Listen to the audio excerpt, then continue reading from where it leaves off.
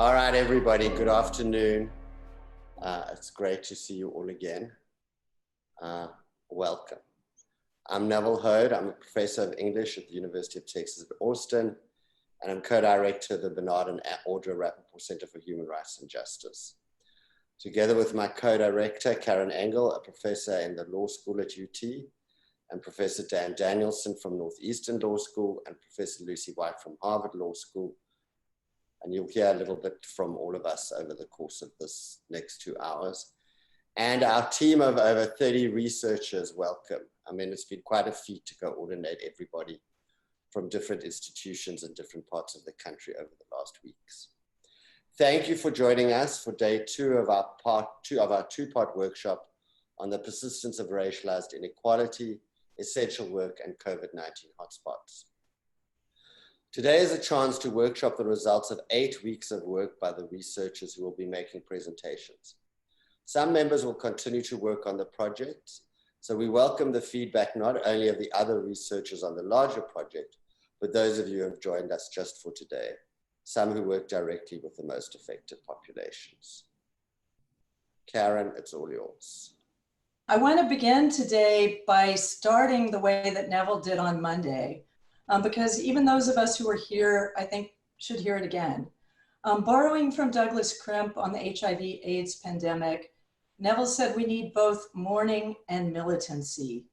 And we also need rigorous research about what would constitute more equitable distribution and how to make better public policy. Those of you who were with us on Monday saw 3 remarkable and remarkably rich presentations that did just that. As researchers presented their findings and suggestions for needed structural interventions for poultry workers in Gainesville, Georgia, workers in agriculture and care in Immokalee, Florida, and care workers in Chelsea, Massachusetts. The pandemic and its disparate impact on brown and Black, mostly undocumented workers in these sites might have provided the occasion for the research. But the effects of the pandemic, in fact, laid bare structural gross inequalities that produced the conditions that made these workers both essential and expendable. The case studies thus provided a window into a number of legal, political, and economic drivers of those inequalities. As we move into today's presentations on the construction industry here in Austin, in the San Francisco Bay Area, and in the United Arab Emirates, you'll hear some similarities as well as differences to Monday's presentations as well as each other's in terms of the effects of COVID on workers who are migrants, on growth policies, and on other legal and political conditions that have made construction sites hotspots for COVID transmission. The teams working on each side have been in conversation with each other throughout the project, which I think will be apparent in the presentations. Before moving into those presentations, I want to again thank all the research teams for their seriousness, intellectual curiosity, and excellence, and commitment to understanding and addressing the role of social and economic inequality as both cause and consequence of the vulnerabilities exacerbated by COVID-19. It's really remarkable that these research teams have cohered across disciplines, schools, and geographic location, all via Zoom and the occasional telephone call. That hasn't been easy, but ironically, Lucy, Dan, Neville, and I would almost certainly not have undertaken this type of collaboration, but for the fact that we had to do it all on Zoom. It was suddenly as easy or hard to talk with someone 1,000 miles away as it was to talk with someone 1 mile away. But of course, that took other types of coordination as well. And so once again, we're grateful to Sarah Eliason for her indispensable logistical work throughout. And we're also grateful to a number of entities who funded the students to do this research this summer. So the Ford Foundation's grant to the Rappaport Center made it possible, the Radcliffe Institute of Advanced Study, Harvard Law School, Northeastern Law School. And we also want to thank the UT Vice President for Research for funding us over the coming year to continue to think about and work on the future as well as the past and present of work through something called a pop-up institute. Several people involved in that institute have been very helpful this summer, especially Dr. Snehal Patel at Dell Medical, who first pointed us to the significant number of construction workers in Austin as well as in the Bay Area who were being hospitalized for COVID, and Professor Sharmila Rudrappa in sociology, who provided input on the project in a variety of ways, including by working with us on a questionnaire for interviews with construction workers in Austin. Finally, I think it will be apparent in the presentations that, as with Monday's case studies, we could not have done this work without the counsel and significant time of activists, non-governmental organizations, and workers who agreed to talk with us over the past couple of months. Neville and I are particularly grateful to Ana Gonzalez and Emily Tim at the Workers' Defense Project in Austin for their guidance. Neville and I will be moderating the sessions today, but we want to make sure that you have a moment to meet our collaborators if you haven't already, Lucy and Dan. So Lucy's going to say a couple of words now, and then Dan will close at the end of the session. So with that, I turn it over to you, Lucy. Thank you, Neville and Karen and Dan and everyone. I want to say a few words very briefly about the features of this project that have been so invigorating for me to take part in. The first has been the engagement of people working and living in affected communities, including embedded activists. Next, we were joined by multiple volunteers. It's kind of amazing. People just were begging to join the project from all of the sites that we worked, or all of the schools that came together. It was collaborative and largely student-driven at each of the sites, interdisciplinary, multi-method, and always action-oriented. It probed racializing structures and especially histories, and it brought legal and other forces together to show intersecting dynamics that point to new paths of research, advocacy, and action.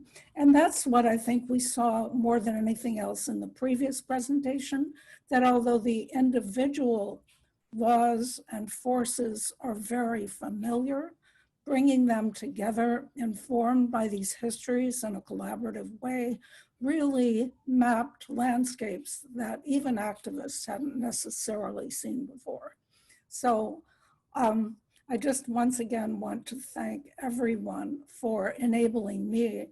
And I don't want to speak for the students that I brought with me from Harvard, but all of us to take part in this really exciting project.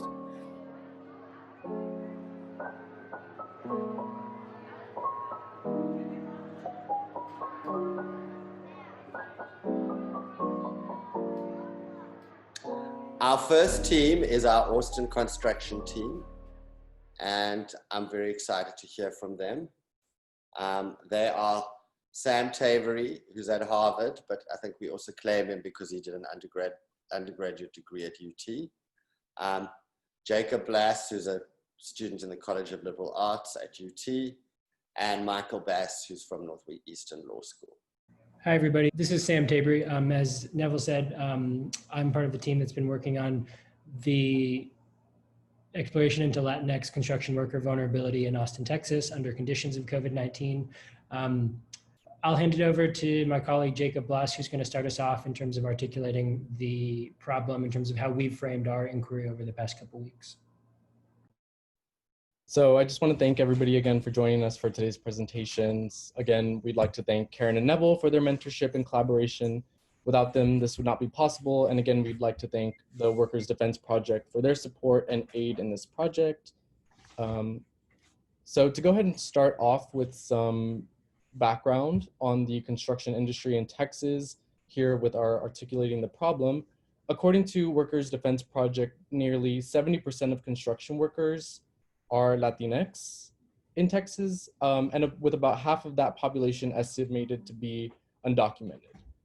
We know that worker precarity predates the pandemic, with issues like cost of living, gentrification in Austin pushing workers out of the city, poverty level wages, wage theft, lack of benefits, among other oppressive factors contributing to disparities.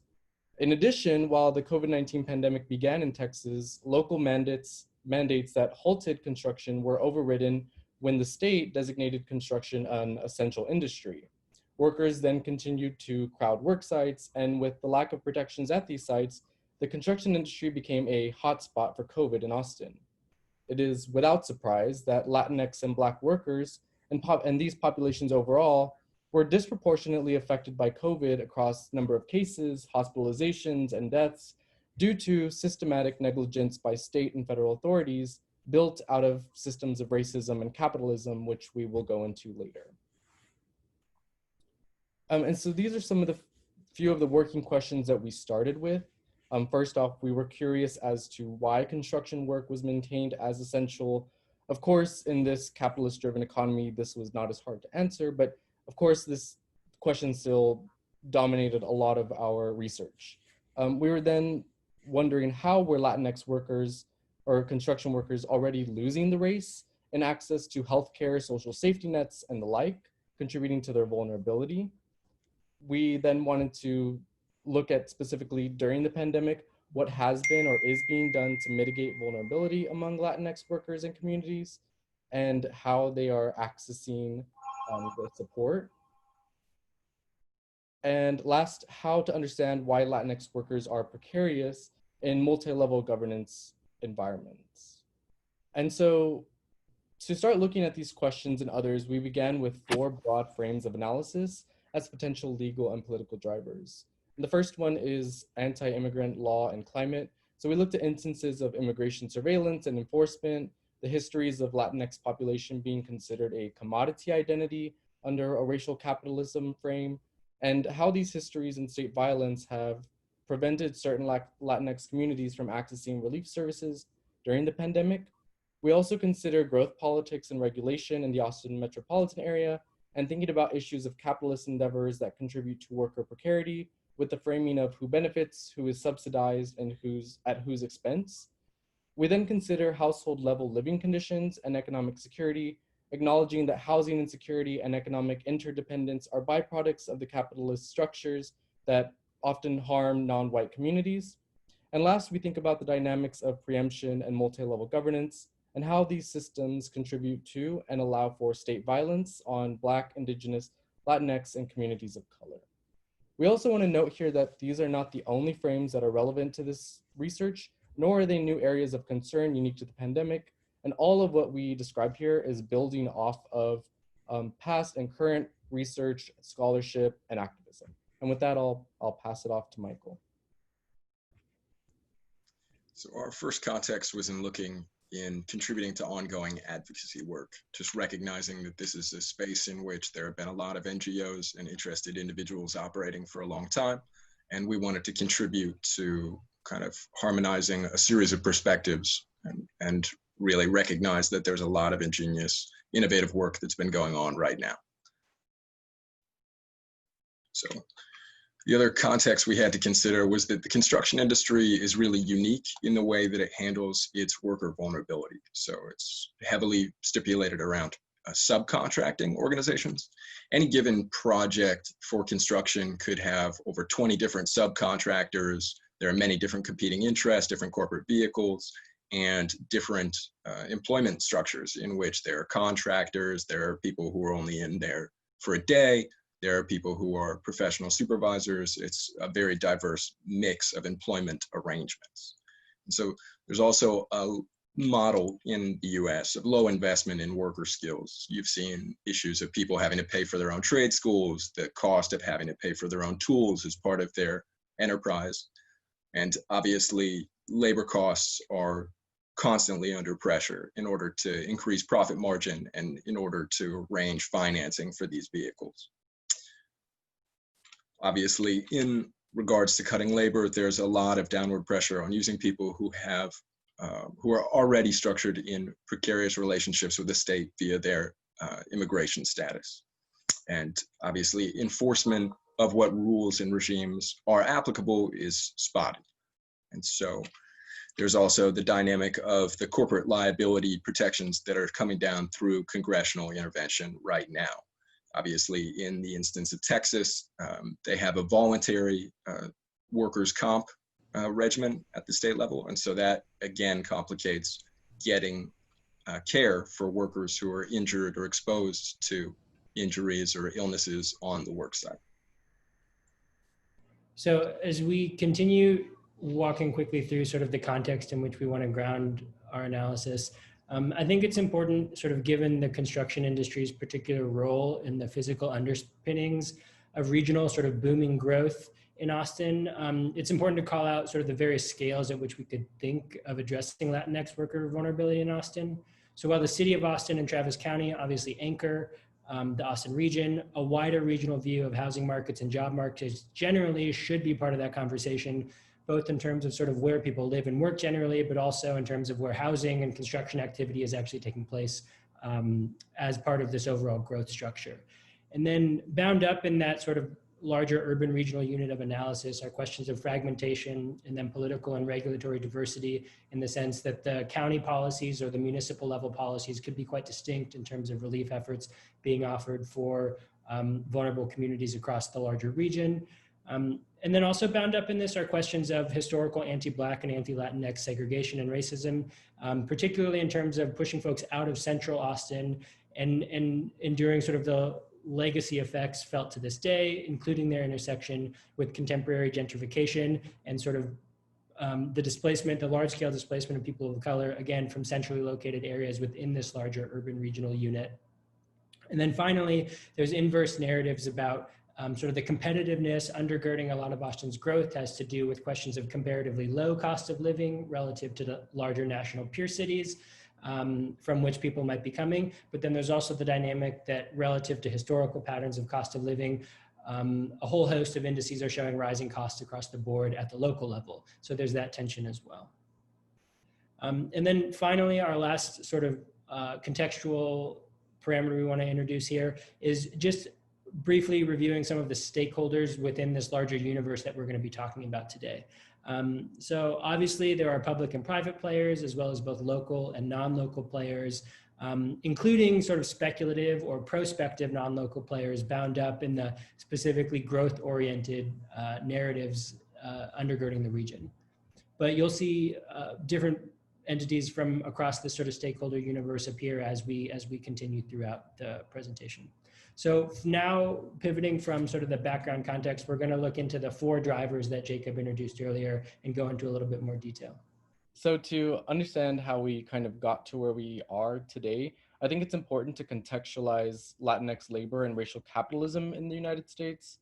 The US settler colonialist state utilizes and has utilized non-white bodies as commodities since its inception. The notion of racial capitalism stems to the founding of the US, a white supremacist, imperialist, capitalist oppressor, and we can center specific instances in the 20th century to describe how the process continues to repeat itself so long as capitalism and the dominant white narrative demand it. And so I'm thinking of certain instances in the beginning of the 20th century with the influx of Mexican agricultural workers, which was met with resistance from white Americans, and you have the Immigration Act of 1924 that creates the new kind of undesirable immigration. In other words, illegal alien is what they used to enact border enforcement at the US-Mexico border and the creation of the Border Patrol, which then changes the landscape of labor and migratory movement in the US Southwest. And following the Great Depression, in the midst of the Great Depression, nearly 500,000 Mexicans and Mexican Americans were forcibly deported out of the United States in the 1930s. And then again, we have the recruitment of Mexican labor with the Bracero program, which begins in 1942, followed by another deportation campaign of undocumented migrants known as Operation Wetback in 1954, which that program forcibly repatriated nearly 3.8 million Mexican laborers. And so throughout the context of Latinx labor in the United States, there's this constant demand for labor when the US needs it, and then pushing this labor out when the United States doesn't want it. And on building on that, we can also think about neoliberal interventions in Central American countries throughout the latter half of the 20th century, up until recently with the 2009 military coup of Manuel Zelaya Rosales in Honduras. And that coup in particular, which was supported by the US, strengthened US hegemonic influence in the region, supported transnational corporate interests, and supported security and militarization. And of course, these US influences contributed to the rise in violence in Honduras, forcing many to migrate to the United States despite harsh and even rejection from US immigration.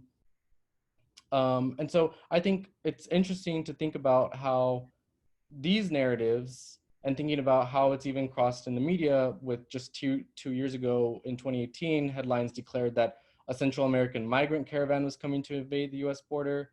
But somehow now in 2020, when we need these laborers, they're now all of a sudden characterized as heroes. And so that contributes to some of the ongoing policing through rhetoric and also through policies enacted by the Trump administration and ICE and others. Great. So now we're going to switch to our next main driver, which is a question of urban regional growth politics. And one thing to call out here is the use of progressive, creative, or sort of knowledge economy buzzwords in terms of the narratives that are undergirding how Austin is sort of championing its own growth, or how certain sectors or sort of constituencies within Austin are championing that growth. And then intersecting that with questions of a low cost of living narrative, which I was already talking about in terms of an inverse narrative there. And sort of the fundamental question comes out to be basically who's paying the actual cost of that quote unquote low cost of living for the region as a whole when it's fully accounted for. And so that's something we're interested in exploring more fully. And some particular sort of pro-growth and business-friendly regulatory subsidies, basically is what we would call them, both at the micro and macro level that we wanted to call out here, are shown here below. So one, you have sort of a regional and statewide question of a relatively low tax burden. And sort of the Austin Chamber of Commerce actually calls this out in its marketing to larger national corporations in terms of why they should relocate here. The regulatory burden in terms of, for instance, in the construction worker context, relatively low OSHA enforcement is something that's basically ultimately taking a cost off of corporations. Then we have questions of state preemption of minimum wage laws, which again is basically a corporate subsidy. And then we also have questions of public investment in high-skilled knowledge economies that have been ongoing for decades, both in terms of the University of Texas and its apparatus, and then larger high-tech research and development corridors in the Austin area as a whole. And not that there aren't basically other benefits associated with those investments, but to not acknowledge them as investments that are benefiting the types of corporations that want access to that knowledge economy or high-skilled workforce is something that we think should be challenged and has been challenged before. And then finally, we wanted to bring up the question of incentives for corporate relocation. Obviously, Tesla is sort of the highest profile, most recent example of this case, in which they've secured more than $65 million in subsidy from a combined Travis County as well as the Del Valle School District for them to build $1 billion manufacturing plant. And just bound up in this are not only questions in terms of are they doing their fair share to support sort of the larger regional economy, but also in the immediate context of the coronavirus emergency situation, basically need our corporate incentives amidst dramatically escalating community need, where relief is far outstripping funds, is that an appropriate use of sort of how we think about weighing costs and benefits in the immediate term? So we'll come back to these questions a little bit later as we discuss interventions. So I'll now pass it over to Michael.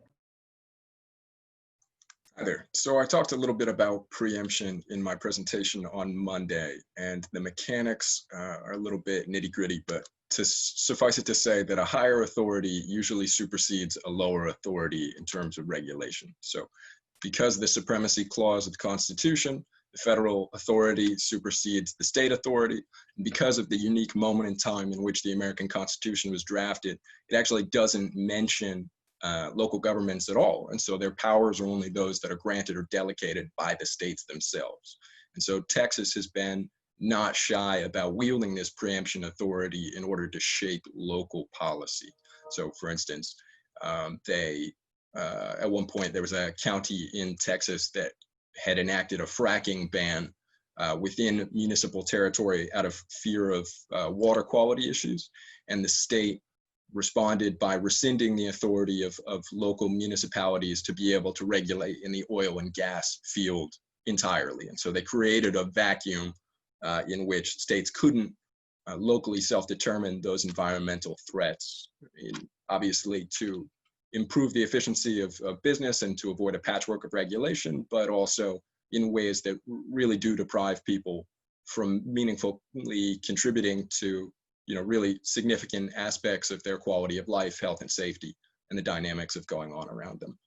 So, our context with masks, obviously, people in Texas are familiar with the aspect that Governor Abbott refused to allow local authorities to impose their own mask mandate and enforce that mandate with fines.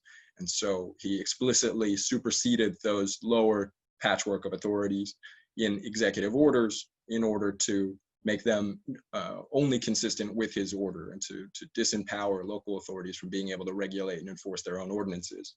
So after a lot of criticism from multiple municipalities affected and a surge in new infections, the governor issued a new executive order to rescind that prior interpretation and to give local authorities, again, their delegated authority to enforce their mask mandate. So Austin responded to this by switching their fine from $200 to $2,000, $250 to $2,000 for a violation.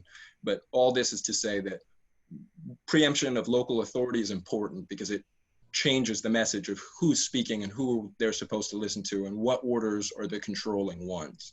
So whether work can continue on a given construction site or whether this specific construction is essential or not, which order really controls what the actuality is. And that creates a lot of confusion for firms that is disproportionately weighing upon workers. Continue. Great, so we'll just quickly run through this last driver's analysis, which is about the household level conditions. And we've talked about some of the historical legacies here. And it's just important to call out that there are different gentrification and displacement contexts that we're talking about, both sort of the longstanding Black and Latinx neighborhoods in terms of Central East Austin being displaced, but also more recent immigrant enclaves around the East Riverside area that have experienced their own particular type of displacement pressure that is perhaps a little bit less well understood.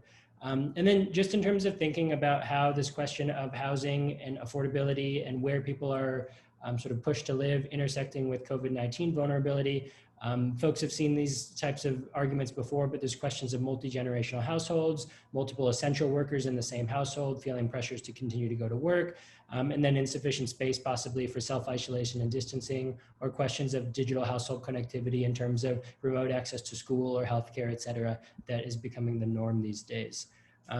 So we're going to move pretty quickly through the last of our intervention slides, which we've characterized as both sort of work to date, shorter term interventions, and then basically a larger frame. And so I won't spend too much time on this slide, but I did just want to acknowledge basically that there are instances where people are being able to exercise power as allies or as workers themselves in terms of trying to mitigate worker vulnerability in the Austin regional context, both in general as well as pandemic specific. And so if anybody wants to talk about these in detail, we can do that maybe in the question discussion. But now I'll turn it over to Michael just to very quickly go through these sort of shorter term interventions, and then we'll talk about the longer terms, and then we'll wrap up. All right, so I addressed how those government orders alter some of the reality on the ground. So for instance, whether the order prohibits all activity or not can affect a contract's force majeure language. It can alter whether the company needs more time, more money. It can alter whether workers have access to unemployment or not, whether they have access to healthcare or not. And so these short-term interventions need to be targeted at these economic incentives that at present make it almost a foregone conclusion that workers need to work. They're incentivized to avoid testing without an adequate safety net, because otherwise it's just being uncompensated and out of work for at least 2 weeks. So all these interventions need to get at this ambiguity in enforcement, need to tighten up enforcement and protection and support, and also address these economic incentives, because people won't rise to the level of their principles out of taking precautions for others. They're going to fall to the level of their systems and what they are enabled to do. Great. And then, well, none of those are sort of easy accomplishments, or sort of there's no lack of work and organizing around getting those short-term types of wins accounted for. We also just wanted to briefly introduce some sort of wider framings for action that we think could advance a conversation here. And so the first one is quickly just to think about second and third order worker vulnerability, particularly around the idea of growth and the role of major corporations that are relocating. Are they responsible just for living wages for the people constructing their site or for the people who eventually work on the site? Or should we also be thinking about growth as a regional phenomenon? And so who's going to be building the houses that an employee's corporations will, or that a corporation's employees will be living in, working in the low wage service sector jobs? And so absent a state regulatory authority, if you're going to be championing a sort of city regional branding around progressive values and low cost of living, can we maybe challenge that if we're not going to be addressing who's actually bearing those costs, specifically if you open up the conversation to sort of second and third order worker vulnerability? And then just connected to that, we think there are sort of ways to think about new tools in communication for connecting the dots around externalized and internalized costs, almost to the level of sort of an individual of, are you aware of the ways in which you're externalizing costs that other people have to internalize, and what that looks like for different positionalities within the metro. And then finally, I'll turn it over to Jacob to talk about sort of this last bigger picture framing. So our last big picture framing is just acknowledging that we have to work as researchers to dismantle white supremacy and center workers' experience, cooperating, from academic platforms to advocacy partnerships, and really thinking about the way that we talk about these issues. So a lot of times I've heard the language Latinx and Black communities are at higher risk of contracting and or dying from COVID-19. And I think that it's important that we should shift to more direct language like racism increases the risk of contraction and death by COVID. And so just really always being aware and critical of the way that we talk about issues, the way that we talk about how communities are affected and why communities are affected is really important to our research. Great. And as part of that sort of action research initiative, or sort of a general thrust to work that could be sort of more forcefully advanced, including sort of in our own work, we did want to talk about the idea of centering worker perspectives. And we've been able to start an interview effort, particularly in collaboration with support from the Workers' Defense Project, where we're trying to talk to Latinx construction workers to get a better sense of how they're experiencing these vulnerabilities day to day under these particular conditions of sort of COVID-19 pandemic. And so the red language here you see are just sort of the major sections of the interview protocol that we're using. And I don't need to go through all of this. I think you can get a sense of what it is we're trying to build sort of more granular worker-centered perspectives about. But one thing to call out is that this last topic of sort of trying to get people's sense of economic opportunity and how they relate to growth in Austin and the idea of opportunity is actually a fairly complicated topic in terms of how people are processing this. And so there's a pretty obvious recognition that work is important in these economies, and that having to live paycheck to paycheck isn't giving you a chance to save or to sort of build larger wealth or to save to buy a property, et cetera. But that there's also not a lot of consensus around what the alternative should be. So only to say that this is a mixed and complicated topic, and it's making the narrative of sort of pushing an anti-growth message. The question there is who would bear the cost of that as well. And so that's just something we want to continue to tease out in these larger interview projects, as well as all the specific perspectives on worker vulnerability. So we'll stop there so we can move into questions, but thank you very much for your time today. And we look forward to the conversation. You ended with, the presentation ended with a gesture towards a set of kind of cost-benefit analysis around pro-growth, anti-growth messages. And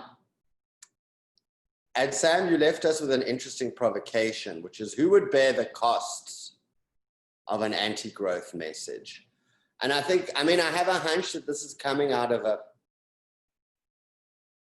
a sense from some of the workers that you've been interviewing, that actually the real disaster of COVID is not so much COVID, but actually the drying up of the construction work. And so what are you, I mean, so going forward, if you could just elaborate a little bit on both the benefits and the costs of an anti-growth message in this moment for those workers. Yeah, I mean, I think you're right to point out that the tension is that it's not as if the construction workers we're speaking to are not aware of or afraid of the immediate health risks that they're facing by continuing to go to work, but that also the prospect of not having work, which is the condition of a lot of people that we've spoken to already, is equally terrifying and presents its own set of immediate sort of threats to their own sort of well-being and livelihoods. And so I actually am really hesitant about using the language of anti-growth or degrowth until we have a better sense and better sort of consensus about what that means. And obviously the sort of theoretical conversations that are happening about this, I think are very well intended, but I think it could be pretty charged language to introduce into a context where even under conditions of growth, we haven't figured out how to share prosperity widely. So we should be sort of very hesitant about how we would think about introducing the language we'd want to do or use to talk about sort of a different organizational logic to how we think of our regional economies. I mean, I think just the clearest example of this is that if there's going to be a local override designating construction as an essential industry, even for private homes and for private businesses, it raises a lot of questions of basically how far we are from even having a productive conversation about sort of at the aggregate. Obviously, there's a ton of productive conversations within smaller communities. And so I'm just talking about sort of at a wider polity level of urban regional analysis. Are we able to have that conversation? And we there, I think, is an important question. Who's talking and who's suggesting benefits and distributions and burdens? So those are all my sort of very jumbled thoughts as to what comes to mind of thinking about that topic. Is Snehal Patel still here? Because he posted a great question in the chat. Yep, I'd like to address that. And just as go, Michael, thank you.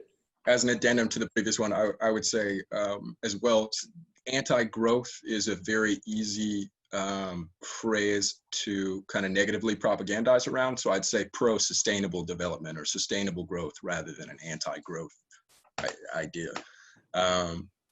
So I guess, so recently, so part of the issue why we were looking at construction specifically was that we were concerned that construction sites would be hotspot vectors that we could isolate and show as hotspots elsewhere.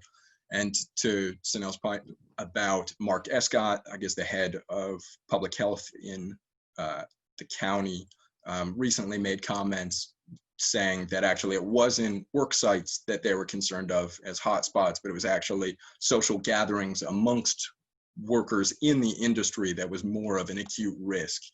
And I guess what I would say to that is that that is part of a broader trend in, you know, official and unofficial rhetoric away from what we can do to improve our systems and towards personal responsibility. And part of my problem with it is that it doesn't really resolve problems. It's setting up ex post facto logic in which when things happen, it's the responsibility and a failure of the person who's infected or their personal decisions, and allows much less soul searching or much less accountability or transparency around what their employers or as an industry they should be doing. And so while I would say that there is absolutely a risk without social distancing, I would say that that's a part of a holistic engagement. And so rhetorically, it's really important to recognize that while there's also a correlation from these off worksite engagements, that correlation is not complete. It's not causative in and of itself. And without proper contact tracing, it would be irresponsible and impossible to disaggregate one from the other when the risks faced are often the same. And so I would say that that is a crucial complexity, and it's something we can talk about, but I would say it's much more about rhetoric than reality. Okay, I hate to cut this off because this is getting really interesting, but in the interests of time, we are going to move on to the next case study presentation, which is on the construction industry in the San Francisco Bay Area with a specific focus on Santa Clara County.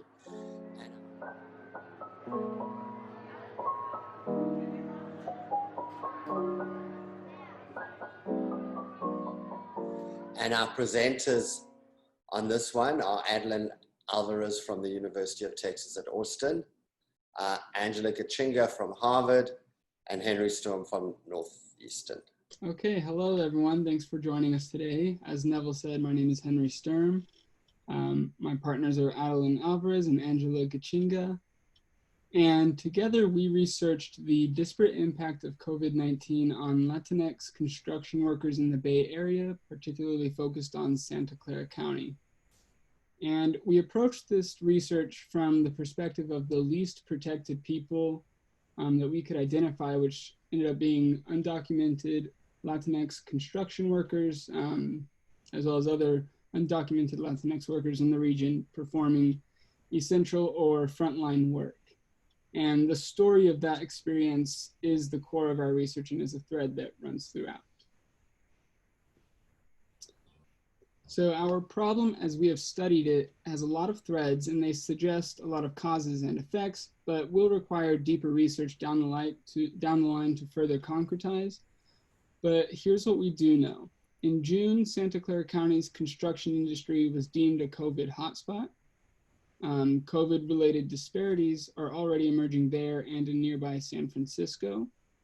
And these disparities, paired with systemic racism against the Latinx community, raise serious questions about the legitimacy and efficacy of protections for that community against the virus. The first then is the hotspot in Santa Clara County. In March, California was shut down like many other states, and construction was not at the time an essential industry. During the closure, the construction industry lobbied local and state officials for reopening, saying that it could maintain the necessary health standards to hold off the virus. And yet, when construction reopened in early May, a spike in cases originating largely from construction workers led local public health officials to label the industry as a local hotspot. By June, 54% of the county's outbreaks were tied to the construction industry. And so we have a county at great risk, but as we've seen before with natural disasters, such high risk is not felt equally amongst a populace. And as you can see at the bottom there, we already are seeing a disparity in the Latinx community in the county who are being affected by the virus. The disparities discussed by Henry are not unique to Santa Clara County, however, but have instead found home throughout the Bay Area. The Latinx community makes up 15% of San Francisco's population, and yet it accounts for 50.2% of confirmed COVID cases in the area. UCSF and a community organization known as Unidos en Salud conducted coronavirus testing on 4,000 in the highly gentrified Mission District.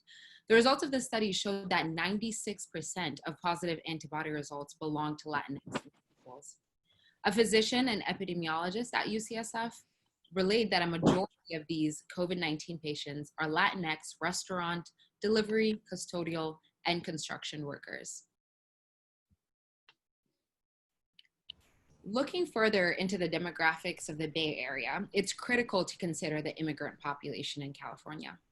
Nearly a quarter of the nation's undocumented immigrants reside in California, where they constitute more than 6% of the state's population. Almost 35% of San Francisco's population are immigrants. That's both documented and undocumented. And 38% of Santa Clara's population is immigrant. Data of undocumented persons, while scant and slightly outdated, shows a sizable undocumented population in San Francisco and Santa Clara. In the Bay Area, 52% of undocumented persons are Mexican-born. Immigrants are therefore a prominent force in the Bay Area's economy, accounting for 33% of labor. In the construction industry specifically, immigrants account for 43% of the workforce. Amongst construction workers in the Bay Area, more than half of all construction workers are Latinx, accounting for 52% of the construction worker population. There are 1.1 million essential Bay workers and construction, as you can see in the graph, has the second highest number of essential workers. That is 160,000 workers in construction out of the 28% total essential workforce. It is only preceded by healthcare.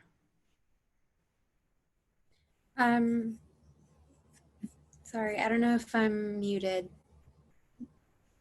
Am I muted? Okay, sorry. I couldn't check, but yeah. Okay, so when we look at the undocumented construction worker who lives in the Bay Area, we see that they face higher risks under this pandemic as a result of the disparities Latinx essential workers face in California and elsewhere.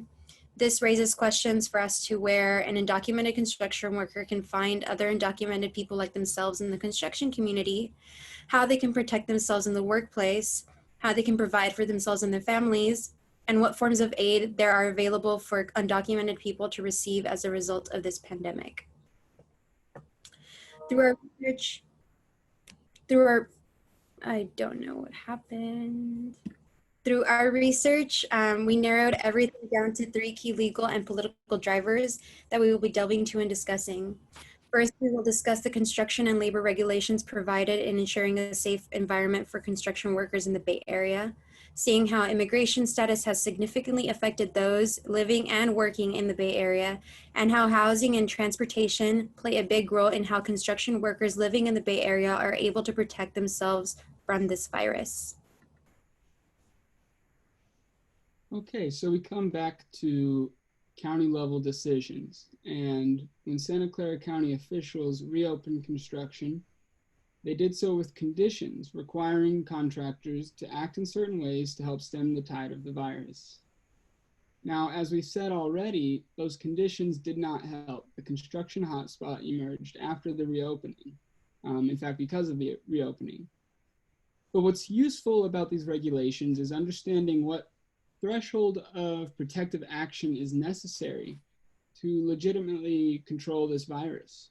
Here we have a county that requires projects to develop specific COVID-19 health plans, project specific, distribute personal protective equipment at no cost to workers, and maintain detailed information for the purposes of tracing the virus's spread if it is found at different work sites.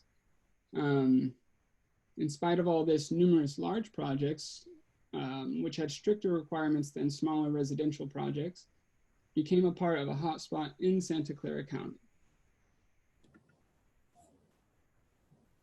We must also consider statewide regulation. On March 19, 2020, California's Governor Newsom issued a stay-at-home executive order granting exceptions to essential workers, and shopping for essential needs.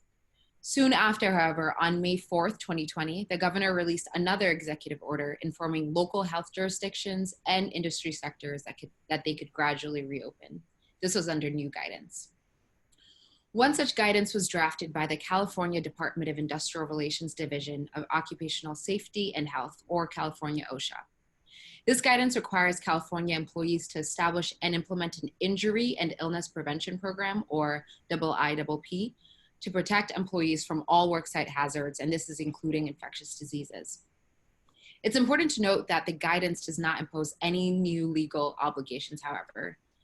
The state's safety and health guideline for the construction industry does recommend that, 1, employers train employees on COVID-19, that is, provide information on what COVID is, how it's treated, the importance of hygienic practices, etc.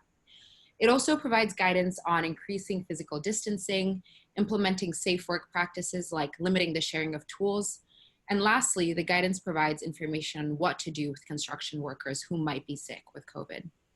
Specifically, it requested that workers exhibiting symptoms are immediately sent home and asked that sick workers be encouraged to leave work when they're sick through policies like paid sick leave. Remember, however, that these are recommendations and have no legal strength. As such, we don't know whether many of these guidelines are being implemented in the construction industry, unfortunately. California's Department of Public Health also released similar guidelines, publishing industry-specific guidelines for construction. The guidelines are very similar to California's OSHA guidelines with very few differences, like recommending a written work site-specific prevention plan or designating a person to implement that plan.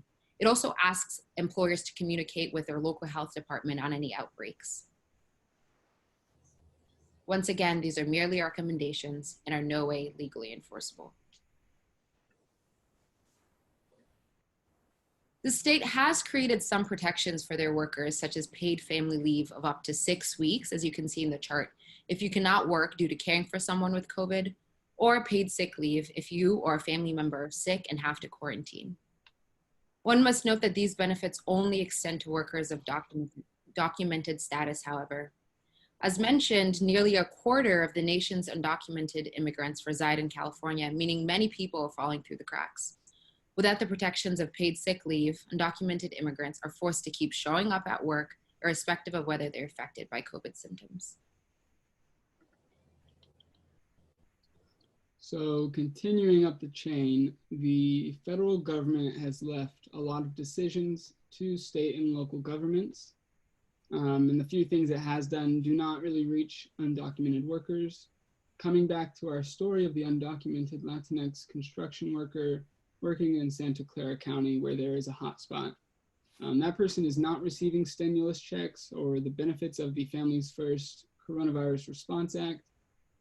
Perhaps that person is receiving money from the state who has set aside resources for undocumented people who cannot access the stimulus check program. But that's assuming those people are reaching out to their local authorities to try and access that support. Down to the county level, we're still seeing the virus continue to spread and the expected exacerbation of pre-existing disparities. So as the federal government pushes things off, the state governments push things off, or going back and forth over decision-making, the worker bears the brunt of indecision and delayed or delegated decision-making. When we look at how immigration law and policy have contributed to the disparities caused by COVID-19 and the Latinx construction worker community in the Bay Area, we first looked at the barriers an undocumented construction worker faces in looking for support, such as not qualifying for SNAP, TANF, CHIP, Medicaid, Social Security income, and other federal and state aid programs. Undocumented workers also lack employment protection when speaking out about injustices in the workplace or when they get fired. Anti-immigration rhetoric upheld by the state through surveillance, enforcement, and lack of support has also significantly affected how undocumented construction workers move through their daily lives. We see ICE violate sanctuary rules by arresting undocumented people in safe or sanctuary spaces, such as in one instance in a courtroom in California where ICE detained two undocumented people. The mistreatment of detainees in detention centers seen causing the Mesa Verde hunger strike, where detainees have been refusing to eat as a result of the injustices committed against Black people during this time. Lastly, we see the use of technology in surveilling immigrants through the use of ankle monitors, among other devices, in order to detain more people in detention centers or deport them as well. The undocumented struggle has been exacerbated by COVID-19 as well. Both Angela and Henry talked about the lack of support for undocumented workers or undocumented people in general when there is no pandemic. The lack of support for undocumented people has been heightened as a result of COVID-19. We see anti-immigration rhetoric hidden in the conflation of immigrants as virus-ridden. ICE hasn't maintained their detention centers clean as recommended by the CDC guidelines, which has caused another hunger strike at the Mesa Verde Detention Center in California, where a nurse at the site tested positive for COVID-19 and the detention center wasn't shut down.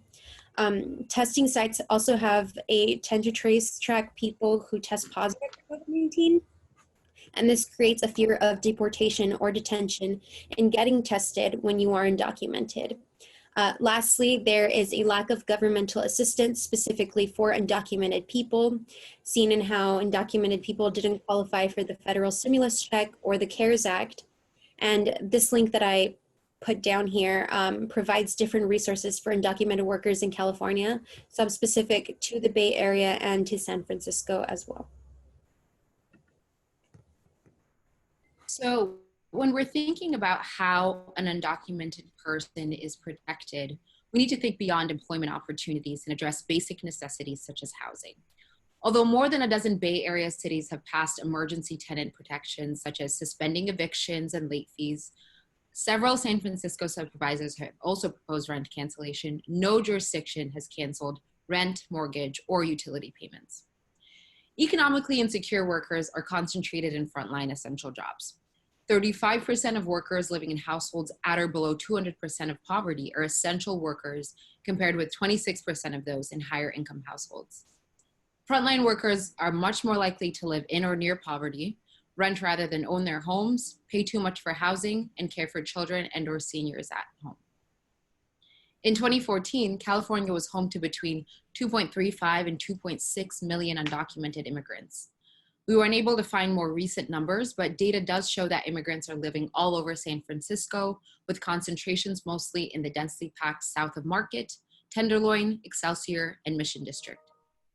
While we were unable to obtain data to show us which predominantly Latinx neighborhoods were hardest hit by COVID, UNUDA's San Salud study did show us a large concentration in the Mission District.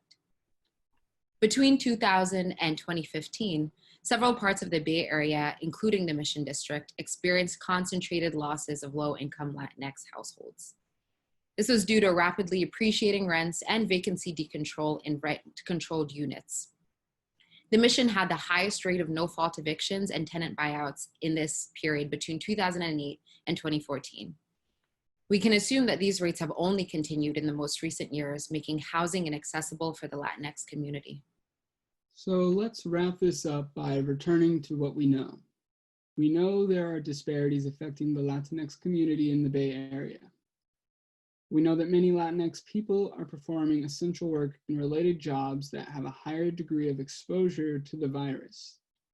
And we know that the construction industry is ill-equipped to ensure protections for its workers during the pandemic and throughout recovery. What we don't know is where all these workers are living, what their home and work communities are like, whether they have access to healthcare, or what other barriers are preventing them from seeking or acquiring support. But it is clear that the environment in the Bay Area will not protect the Latinx community, undocumented workers, or workers in the construction industry. Future research will need to determine to what extent this is due to governmental decision-making, or a lack thereof, and what can be done to remedy those failed or non-existent protections.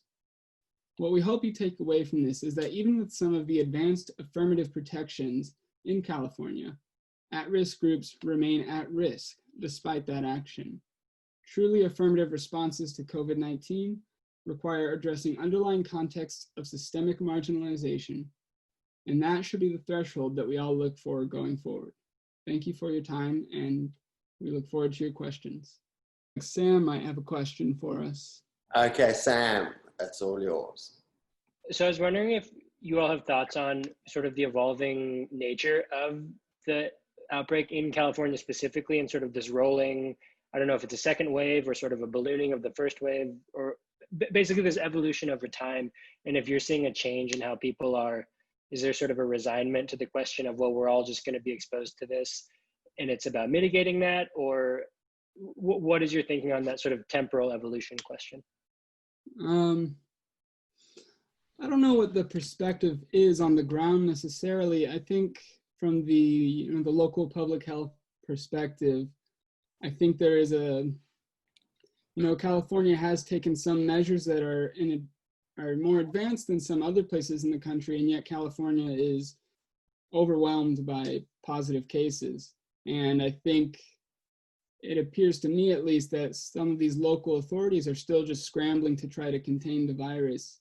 And even when they're, at a construction site, putting in measures for tracing, providing PPEs at no cost to workers, developing these health plans or requiring contractors to do so, it still doesn't seem to be stopping the spread. I think at this point, any sort of spread that started at a construction site has probably made its way to home communities. And so there's now circulation beyond the work environments, beyond sort of the regulations and the guidance in place for general contractors to try to slow it down. So I think it's just out of hand. And I think, as I see it, they're scrambling. And I think that it will continue to do so until they start, as with any, natural disaster or anything like that, once they start to address some of the underlying issues that are affecting people, I think it will continue to spread disparately. The fact that these construction sites haven't shut down since this all started and they've continued is also a big reason why they're signifying that construction sites are essential, or construction workers are essential workers, kind of shows or gives a reason for us to why this has continued spreading, specifically hotspots that started in construction communities and then spreading to the neighborhoods that they live in. Snehal, do you want to ask the wonderful question that you typed in the chat? Yeah, so just trying to think a little bit about how we approach the economics of this and what that means from a policy standpoint. I was wondering if there's been any, if y'all have come across either the Austin group or the California Bay Area group, come across any discussion about the economic implications or the sort of externalized costs of these construction workers, essential workers, and sort of how that economic analysis has been looked at, maybe by health economists or labor economists, if there's been discussion of that.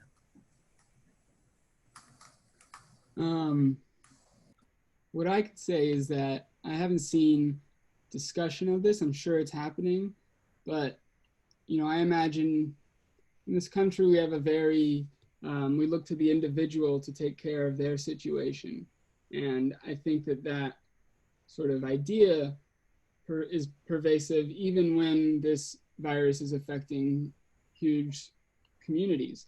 So I imagine that there is some discussion about, I'm sure there are people out there who are saying, well, the costs will go to the people who are being affected. And that might be a bit cynical. So if anyone from my group or the Austin group wants to chime in about other discussions, that would be great. This is Sam from the Austin group, and I'll just say that I haven't seen anything in relation to the coronavirus specifically in those costs, although it may very well be out there. But I will say that some of the Workers' Defense Project's work very specifically talks about this question of externalizing basically the healthcare costs of workers who weren't covered under workers' compensation, that gets put on a public safety net, sort of larger society basis. And that work very much seems to be going on. I'll be brief. I'm thinking about the chicken packing and Austin and you all, and just thinking about the downward pressure of the most racialized workers and other workers who are most affected by those structures to bear the greatest costs of these enterprises.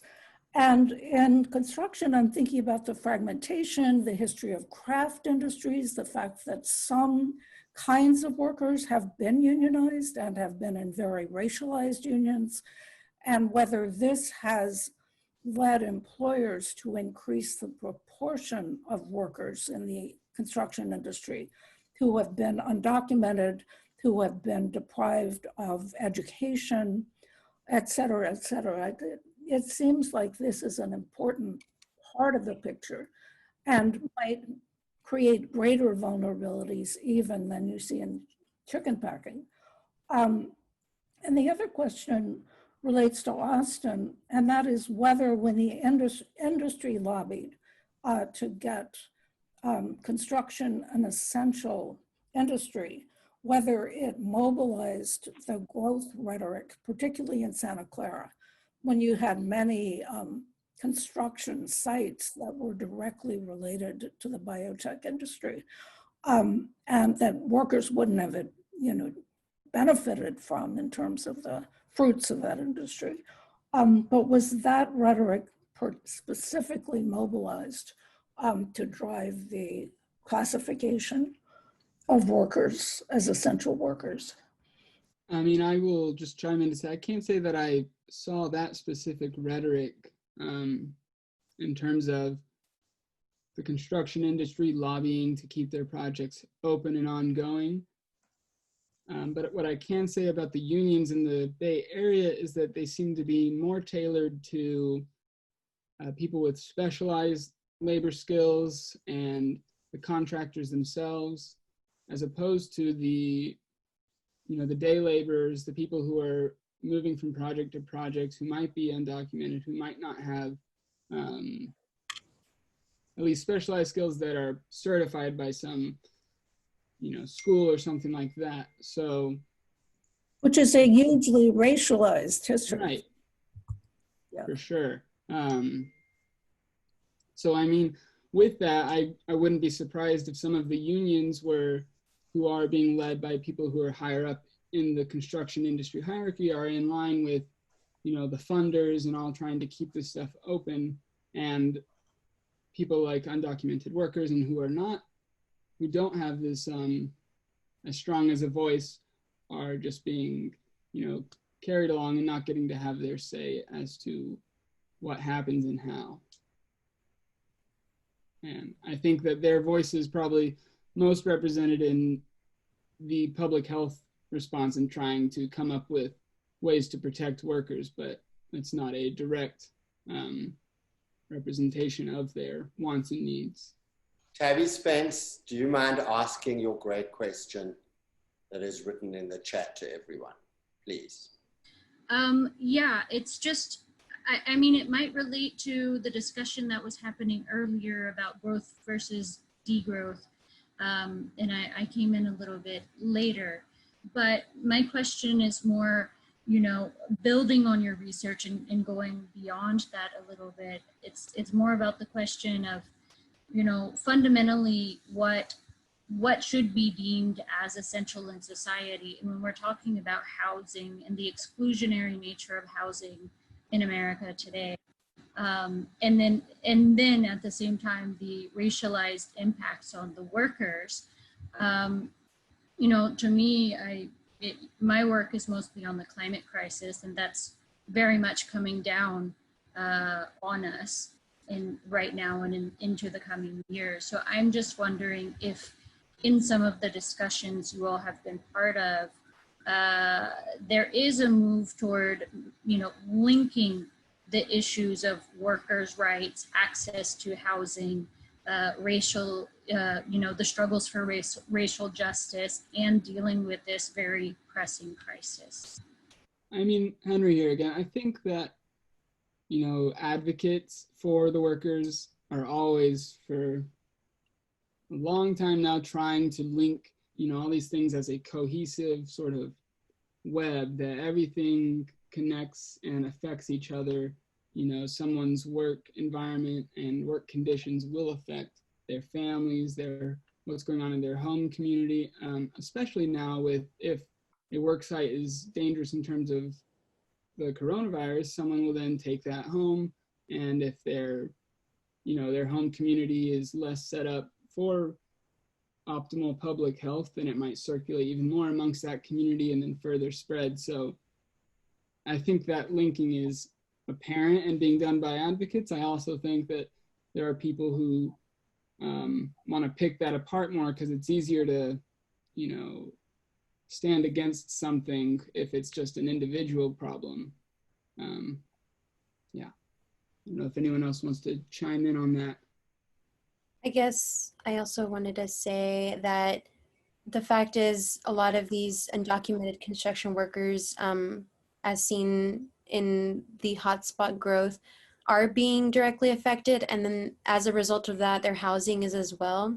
So when they, for example, in the Santa Clara hotspot, if they come into contact with someone who has the virus, they go home, how the method of going home, so what type of transportation they take in order to get to their home, and how safe they're being on the way, or how safe that transportation is.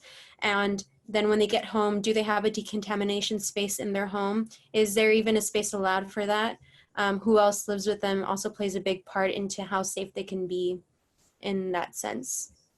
Actually, I just want to say to Tabby Spence's comment, I just wanted to add one thing, because I saw your second question about the role in identifying what type of work is essential. What role does that play in constructing a society that ensures decent housing for all? And I think that the Austin ordinance, when they first stopped construction, they actually had an exception for affordable housing, which, you know, was just some indication, obviously. I mean, you were asking something much broader, but I think it was like, it goes back to the need for some kinds of growth, maybe, and not others. And the fact that you're in Lahore listening is not surprising. I bet it has something to do with our final panel.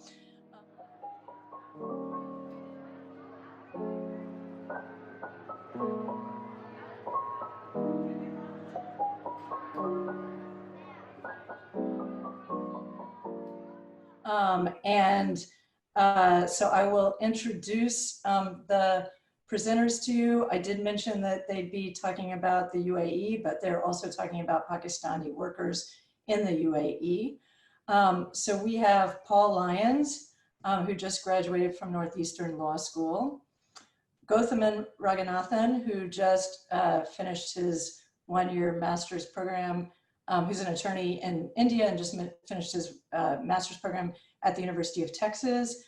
Sarah Sadiq, who is a PhD student in anthropology at the University of Texas and is a summer fellow at the Rappaport Center.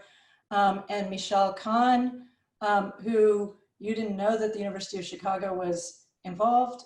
She just finished her PhD in sociology at the University of Chicago, but she's officially starting working as a postdoctoral fellow at the Rappaport Center on Monday, and has been got to work early with this project. So thank you all for what I know is going to be a terrific presentation. Go for it. Good afternoon. Wrapping up our series of presentations on construction workers amid COVID-19 and the legal and political regimes that sustain their precarity, our group wanted to explore the pre-pandemic and mid-pandemic vulnerabilities of a category of worker that has been the subject of political debate and demonization on one hand, and on the other, hailed for being flexible in responding to labor market conditions, navigating informality and uncertainty, and building high-tech metropolises and sustaining massive economies. From Austin to San Francisco's Bay Area to the high-rise techno-utopia of the Bay and the Emirates at large, migrant workers constitute a sizable majority of the construction labor force. By attending to how precarity is built into the design of these systems and laws that govern labor conditions for millions of migrant construction workers, we are also pushing ourselves to complicate our understanding of borders, racial capitalism, and labor supply chains, especially in the context of the pandemic. In this presentation, we will chart out the circular journey of migrant construction workers and the legal and irregular channels they navigate to find employment, housing, protections, and the flight back home into Pakistan, where they await their return. We will discuss the laws and dynamics that skew power, the distribution of power across countries and between employers and employees, and end with possible ways in which we can take this research forward. From the lowest paid worker to the highest paid professional, the UAE's construction industry is made entirely of non-citizens on temporary work visas. Although highly paid professionals in the industry may be allowed to start and raise families in the country, the reality is quite different for unskilled and semi-skilled workers who reside in labor camps located in satellite towns near cities and are transported to and from construction sites on buses. When the pandemic hit, the Bay announced an enforced sterilization lockdown, which required people to obtain permits from the police if they wanted to leave their homes. Yet when the construction industry was considered a vital sector and was therefore exempt from those restrictions, employers were told to obtain permits from the Bay municipality and the Permanent Committee for Labor Affairs to transport these workers from satellite towns to construction sites.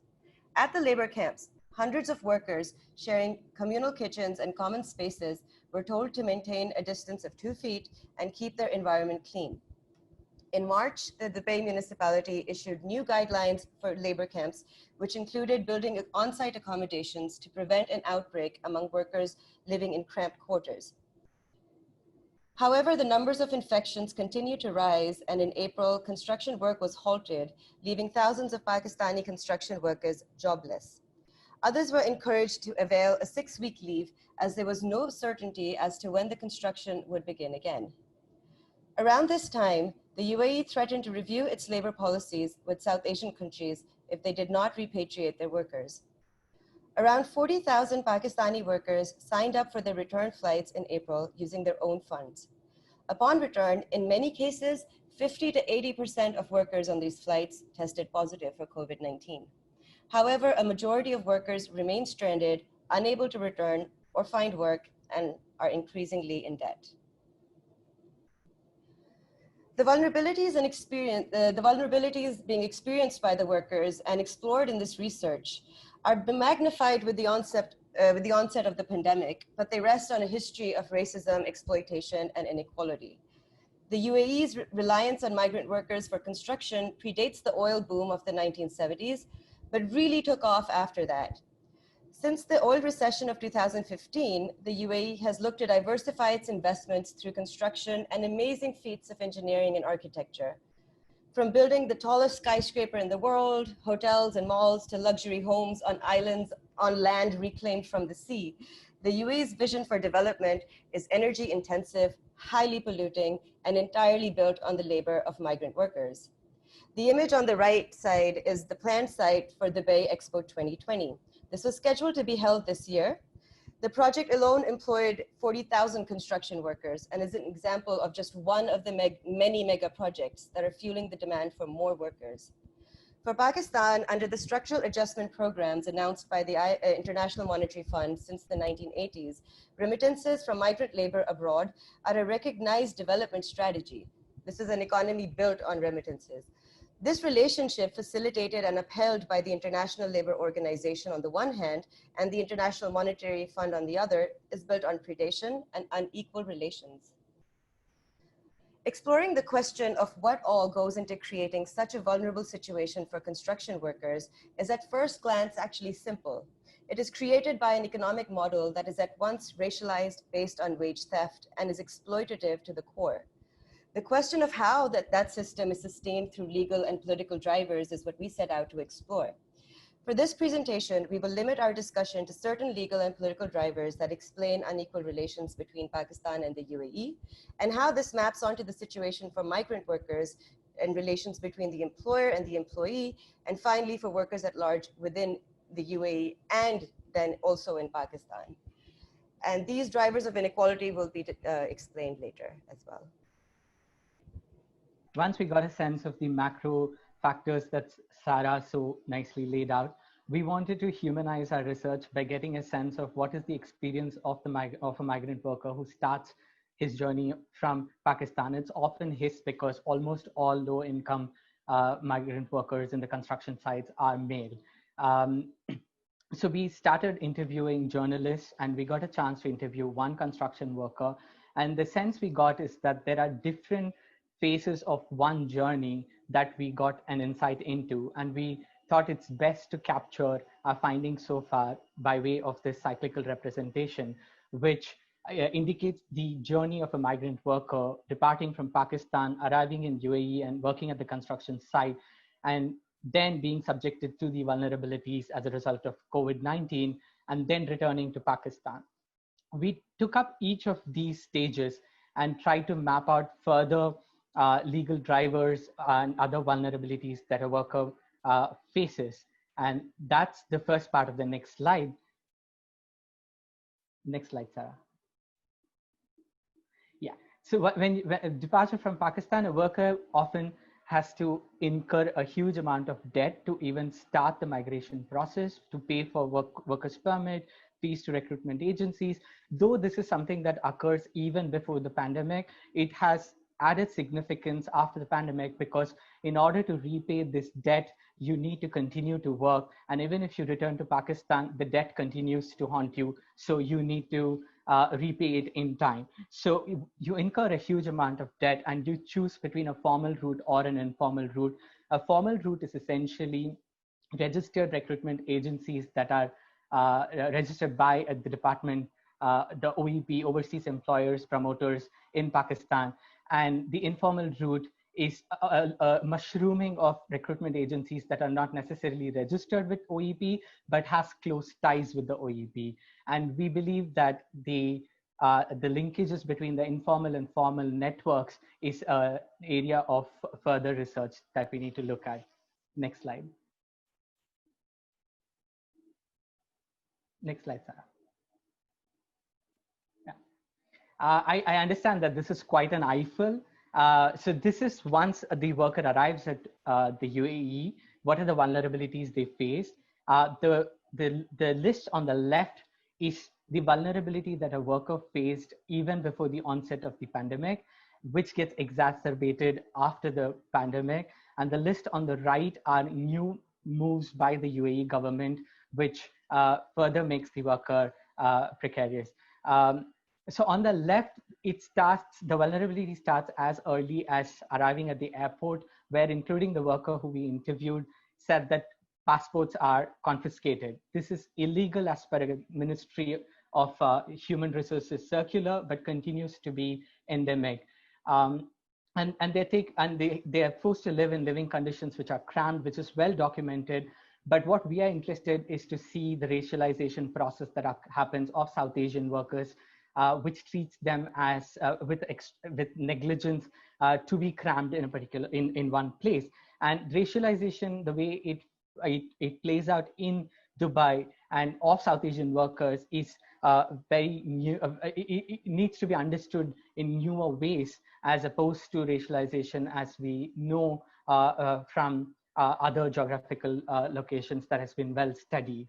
And the kafala system is again very seen as the primary villain in this movement, which is essentially a system that links the employer, the worker to the employer. And it's an instance of the delegation of state's responsibility to a private employer to care for the worker. And that reduces the mobility of the worker, as the worker cannot shift employers without the permission of the employee. And again, this is something that existed pre-pandemic, but gets exacerbated post-pandemic, because you're unable to leave the worker. And often if you ask to leave work, or if you ask for wages to be paid, there is a threat of false criminal complaints being filed, which makes you an irregular worker automatically and land you in a detention center neglected by both states. So that threat is always hanging on the head of the worker. And as basic as the copies of the contract, a lot of workers do not understand the terms of the contract, or are not in a position to negotiate the contract. These are standard terms. We try to get a copy of the contract, but we just got a sense of the clauses that goes into it. And these are quite general. And as we were talking in one of our discussion sessions, the devil lies in the details, and overtime and other issues don't get covered by the contract, which results in wage theft. All this is happening in the context of there being no collective bargaining and unionization. So as the left column shows, that a worker's living condition in UAE is already vulnerable. And once COVID, on the onset of COVID, you have a situation where UAE is pressurizing Pakistan and India to take back their citizens, or they were threatening to renegotiate the labor relations with labor supply, which often happens through MOU between these countries, which foregrounds the power imbalance between these countries also. There was a visa extension granted for a brief period, but then it was retracted which resulted in a lot of confusion, including the worker who we spoke to, who said that, do not believe any visa extension stories. It's all a lie. I do not know of any of it. I need to pay up a fine when I reach the airport and I don't have money to pay the fine and return to Pakistan. And if I don't, I will be deported, and it will all probably be to Karachi, which is closest. And I have to figure out my way to Lahore, which is a further impediment for me. To add to the woes, the Ministry of Human Resources and Immigrantization passed a resolution which is under the federal labor law, saying that the employment contracts can be changed almost unilaterally with regard to wages and duration of work, making the worker further vulnerable. One thing that came out very clearly through this mapping is that the legal drivers are essentially furthering the economic inequalities that exist between the employer and employee and between Pakistan and UAE. Next slide, Sarah. So in such a situation, workers were faced with a tough choice. In one of our discussions, we thought of it as choosing your poisons, which is pretty an unpleasant situation to be. Either workers had to stay back and continue working when the construction sites were opened, or they had to take 6 weeks leave and return to Pakistan, which is what a lot of employers encourage their workers to do, or their employment was terminated, forcing their return to Pakistan. And there were a lot of issues with regard to even flight schedules. The repatriation flights was not running as per clear schedule, and even a week's delay would substantially affect workers who were evicted from their living quarters or would have to figure out their livelihood for that period of time when the rescheduling happens. And all this is happening in the shadow of debt. So you need to be earning to repay the debt. And you haven't even broken even off the money that you spend to reach Pakistan. And already you are asked to leave the country, or you're in a position, you're asked to or stay and not have work, which were all different workers faced different situations. Next slide, Sarah. And this, of course, is not intended for its content, but to just give you the visual impact of how, even when the worker returned to Pakistan, most of the people we spoke to said that workers are waiting their re-return into UAE because the labor market in Pakistan is saturated, and Pakistan recognizes remittances as a key development strategy. So it becomes important for the worker to return. And in some sense, this cycle continues. This is one way to map the situation, which is to look at the journey and the movement of labor. The insight that we got through this mapping is that there is a scope for further research and study in mapping remittances and debts, which is the next slide, which is a suggestion for further research, which is that borders are so crucial when it comes to people, but the borders are so porous when it comes to debt and remittance. In some sense, like how do borders work when it comes to debt and remittances is a question that we want to leave with for further research. And I hand over to Paul for highlighting and distilling some of these drivers of inequality. Yes, thank you. I just want to check, I'm not sure, we might be out of time actually, so I just want to check in about that. Okay. We have 5 minutes. We have 5 minutes, sorry. Okay, Sorry for panicking you, Paul. thank you. Okay. Okay, so I did want to talk, I wanted to take us to sort of a higher level summary view after going through that narrative story. Some of the key legal drivers that produce this situation of precarity here, and this is moving sort of geographically from very broad scope and a little further down and more narrow.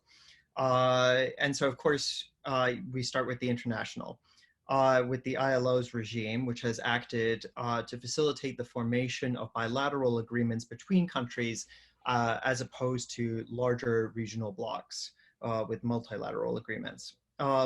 And then from there, of course, we go down into the bilateral agreements, which of course set up the backdrop for the whole migration pattern between UAE and Pakistan, and also notably was used by the UAE as leverage to pressure Pakistan and other South Asian countries to repatriate their workers. They basically said, we're going to reconsider our mutual agreements if you don't send over planes to pick up your workers.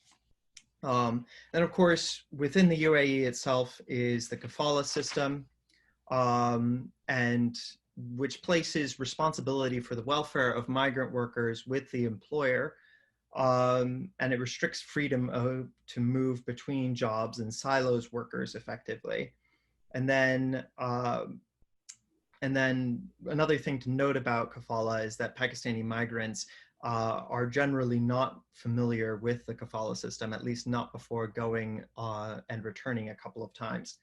And then lastly, we have the labor policy, which acts to actively deter the formation and organization of a labor movement.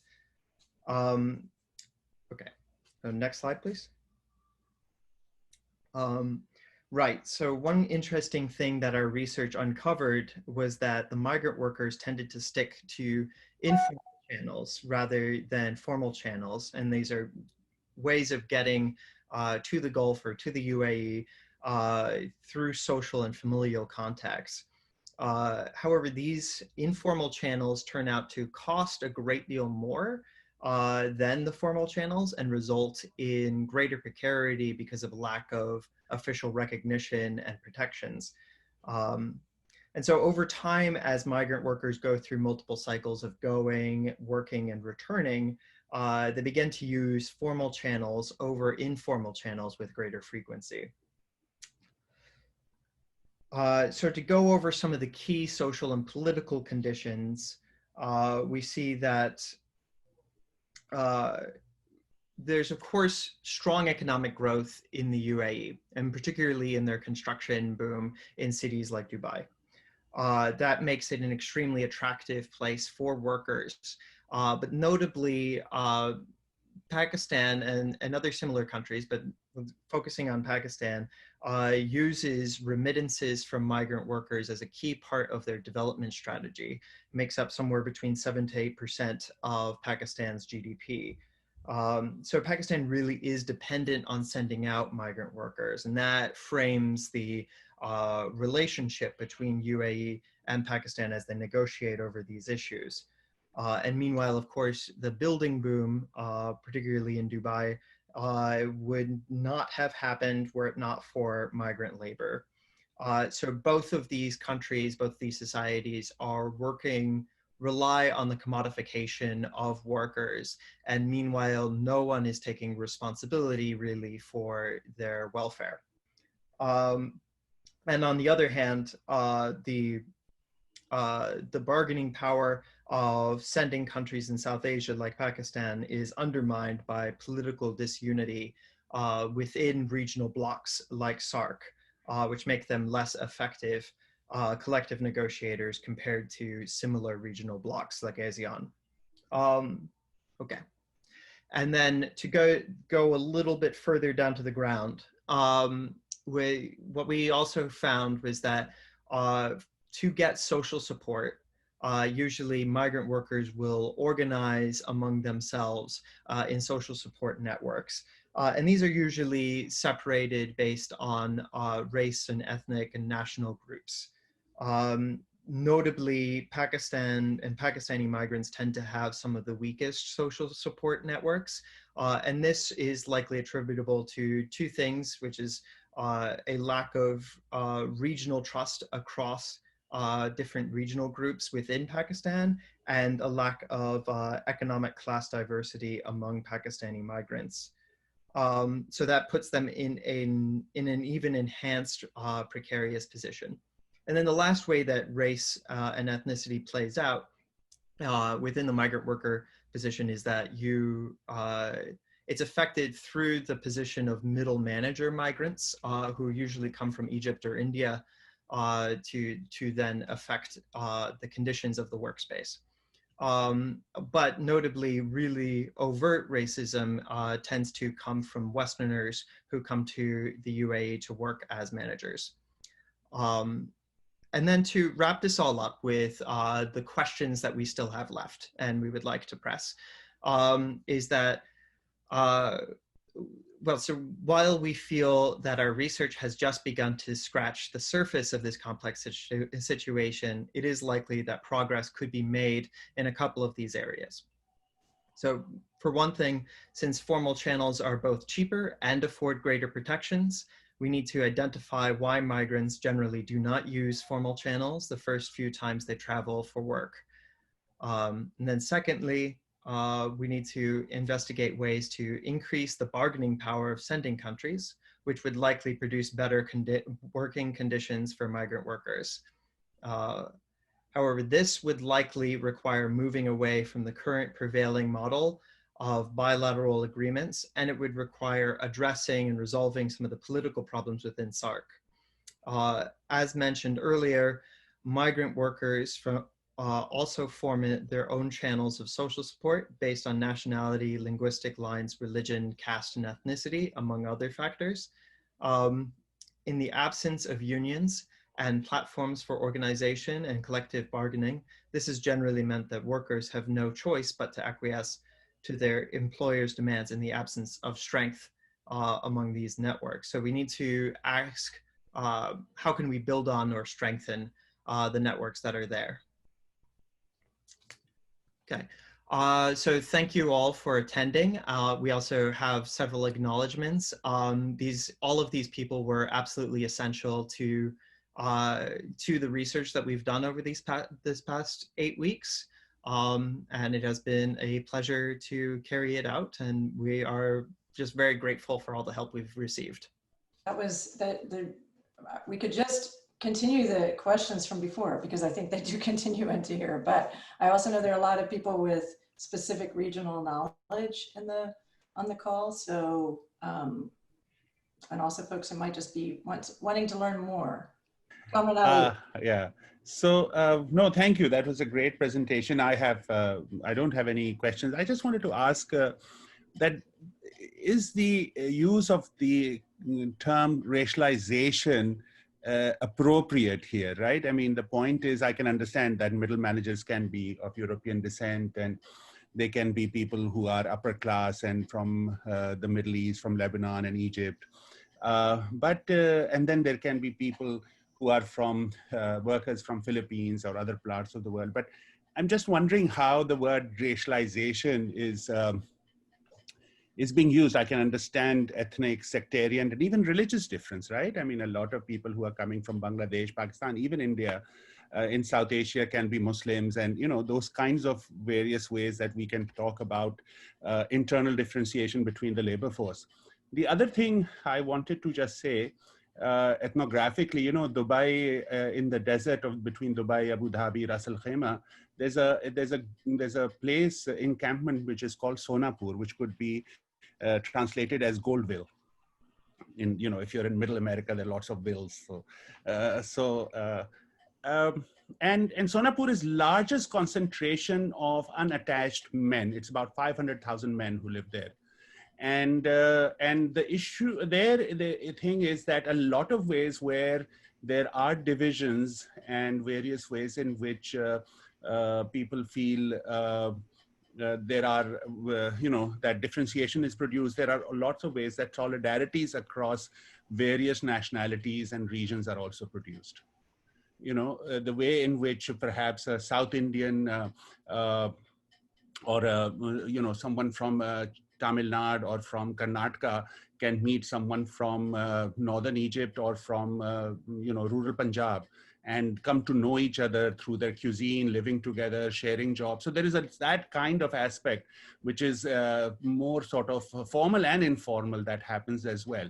So I think that is a very important, because we are not allowed to do ethnographic work, and the kind of work that has been done on UAE is much more sort of macro, and some work has been done, I'm not saying entirely, but on the middle classes and on other things, that there is a certain potential of really understanding. And of course, your larger work is on migration and the COVID and everything, that there is some work to be done how labor solidarities or working class solidarities are being produced in these sites as well, just because of the structural nature of people. It's a scary place. 500,000 unattached men is a very scary place as well.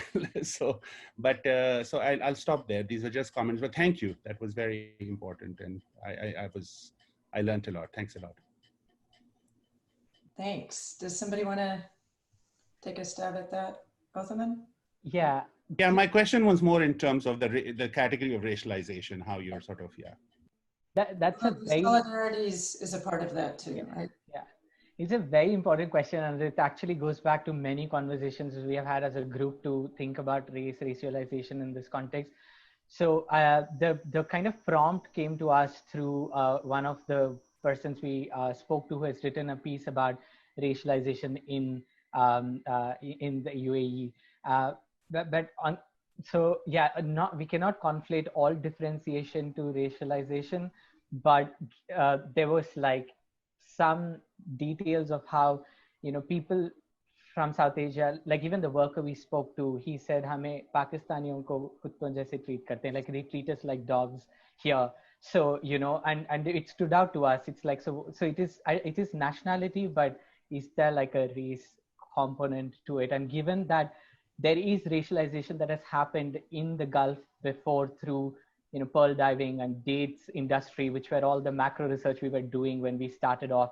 And we were curious to explore these continuities, which we couldn't do, but it is important to be cautious to not conflate them. But that's why we started using it. With regard to solidarity, again, it's something that was thrown to us by one of the speakers interviewees, is that since the 70s, GCC countries have been relying almost exclusively on workers. How can there not be movements? Of course, there is a concerted effort to, and Sarah can tell about the strike that you looked up of 100 workers, but there's a constant, stopping of like strikes or any kind of movements. That's the sense we get, but I'm sure there will be some solidarities that needs to be understood. No, I'm not against the use of racism. I'm just saying that there is a way in which certain kind of categories become universalized. And I think what is needed is to really contextualize that how is the category, how you are mobilizing the category. I mean, my friend Neville comes from South Africa. He understands it in a very particular, if not in a particular way, it was mobilized in a particular way in South Africa, but other parts of Africa. There's sort of our sort of North American notion. And I'm not saying there isn't that. And there's also the history of slave trade till the 19th and early 20th century and those kinds of things. So anyway, I'll stop here. I'm sorry. I just sort of, yeah. Thanks. Michelle, I don't know if you wanted to get in on this or you have a different question or comment. I definitely want to get in on this, but also to sort of connect it to a couple of other comments as well. Just the second question that you had on the last slide kind of dovetails really nicely. This idea about whether or not sending countries actually want to create a more equitable position for their workers. So what benefit is there actually for South Asia for actually keeping South Asian labor cheap and keeping South Asian labor competitive on a global market where really it's become this race to the bottom, like who can send the cheapest laborers. And this goes back to how we're thinking about racialization and how bodies how certain types of racialized bodies turn into commodities. And you can see that process playing out, not just for Pakistani workers, but across the region as a sort of like part of not just Pakistan's development strategy, but part of, unfortunately, many countries in the region, their development strategy has become about not commodity supply chains, but human supply chains.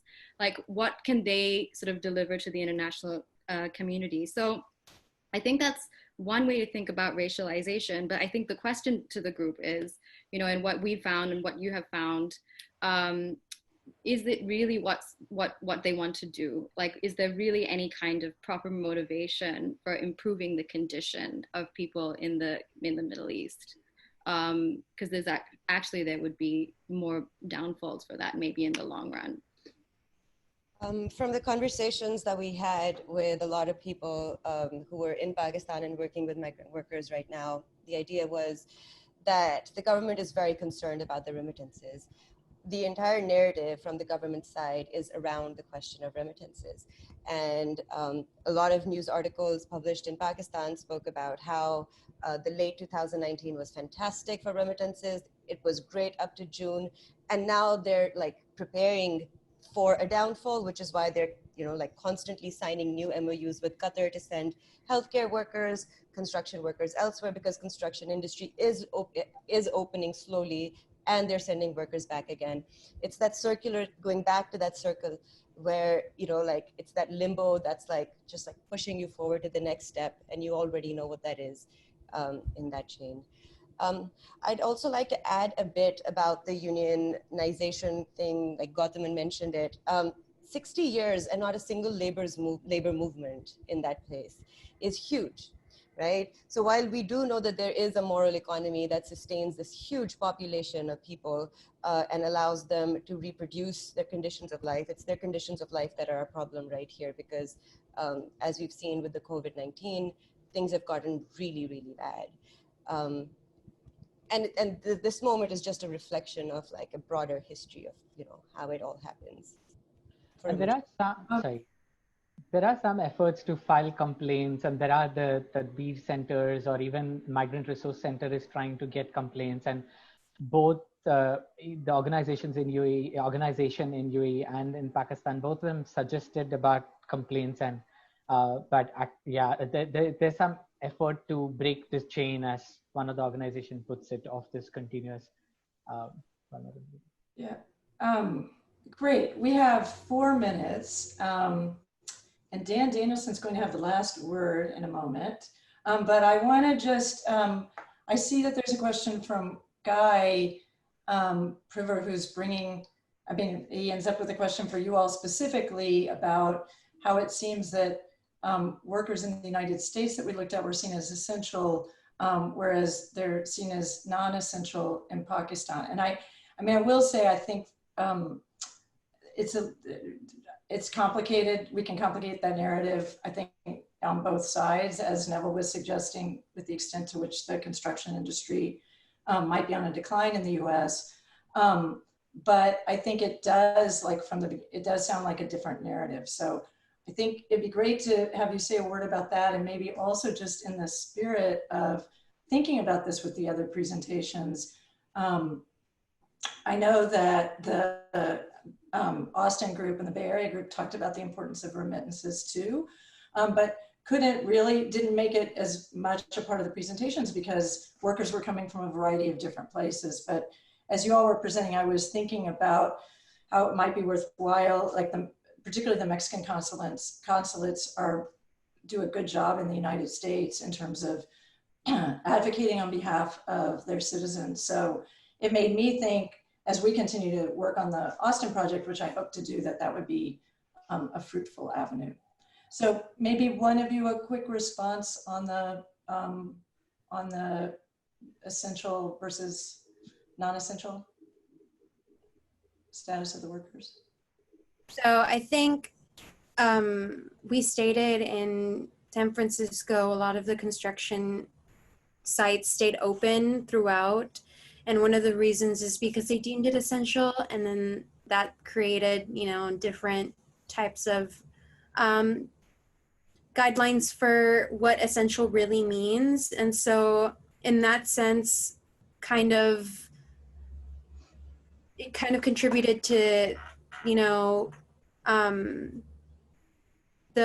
kind of set a precedent for other types of industries to stay open as well, and how they can make their guidelines to make their workers essential in that sense. And then specifically for the hotspot in Santa Clara County, that construction site was open since the beginning of the pandemic, and it stayed open until obviously until this hotspot started, and they had to shut down again. And so the fact is, the essential kind of played into that. The deeming construction workers essential kind of played into that, furthering the hotspots and contributing to the rise in the virus cases as well. And it's kind of harmful. Well, my last word is just a great big thanks. I think that what we were trying to do this summer in a really short period of time in really complex circumstances, as Karen suggested at the beginning, was to see if we could work on a decentralized, open multidisciplinary and dynamic methodology, both for looking at problems and for help and for trying to illuminate possibilities for advocacy and solutions. And I think what you've seen across these 2 days of presentations is the extraordinary variety. I mean, we've been focusing on workers in the context of a pandemic, so there have been some themes that have been cutting across, but the underlying mapping methodology is something that we've been thinking about in the context of a broader project on the future and past of work, which Karen has also mentioned. And we'd love to continue to work with all of you, including the advocacy organizations and advocates and so forth, and all of the researchers, if they're interested in continuing in one way or another to be connected with these questions, to proliferate both the methodology and the potential for doing better policymaking, especially in the context of crisis. So I thank you so much for being with us, and I look forward to seeing you all again in a subsequent event. Don't miss the wonderful pop-up institute that's going to be happening at the Rappaport Center, and you'll be hearing more from Lucy and I, hopefully, about future possibilities for this work as well at Northeastern and Harvard. So thank you all, and have a good rest of your day.